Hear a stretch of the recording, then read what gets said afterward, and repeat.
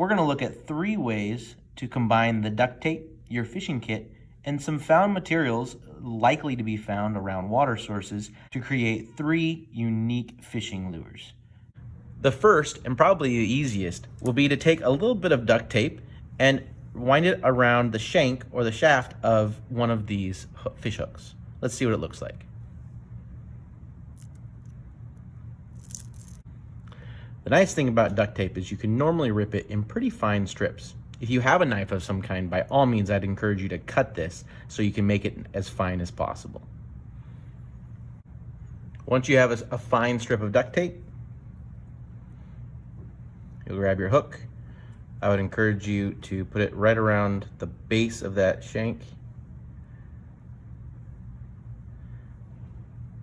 And then wrap it around.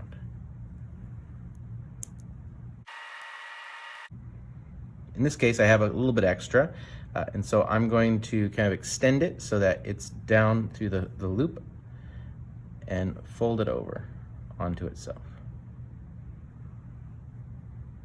making somewhat of a tail.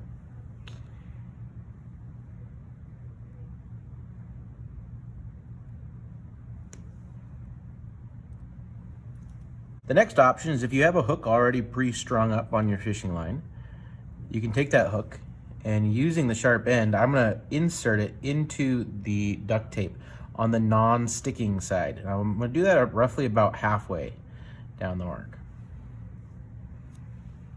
I'll normally do that by placing 2 fingers underneath, kind of bringing them up and through. Once you bring it up to the loop, at that point, I'm gonna take this and I'm gonna take the duct tape, I'm gonna fold it onto itself over the shank or the straight part of the hook.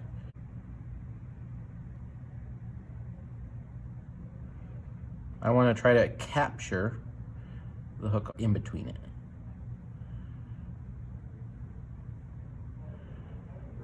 Once you have that complete, again, it does not have to be pretty. We will test it in the water to see how the action looks. But as you can tell, it has a little bit of a twist to it, which should provide a pretty good action as it gets pulled through the water or retrieved.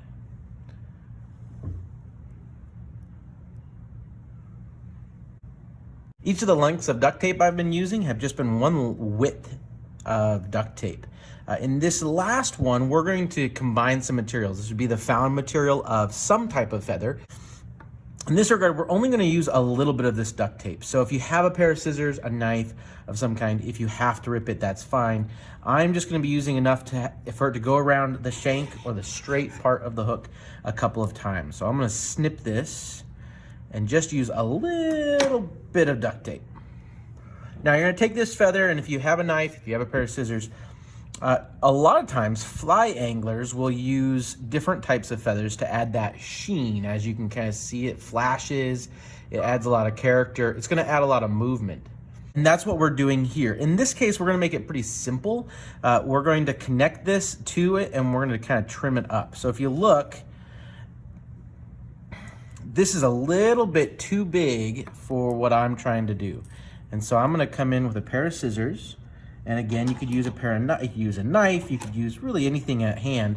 And I'm going to trim this down just a tad. So that pops that off. I'm going to adhere this to the bottom of the hook. So as it looks, I'll take this, I'm going to put it onto the bottom of the shank that's in between this, in the gap between the hook and the shank, and I'll kind of hide the hook just a tad underneath here.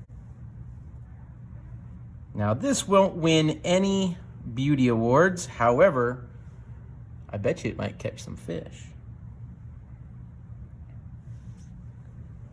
Let's test these. Each of our lures will have a split shot, roughly 1 hand span away from the hook. This is going to allow us to have it weighted and brought down in, and then we're going to put it in the water, and hopefully we'll be able to see how this moves in the water. give it a go.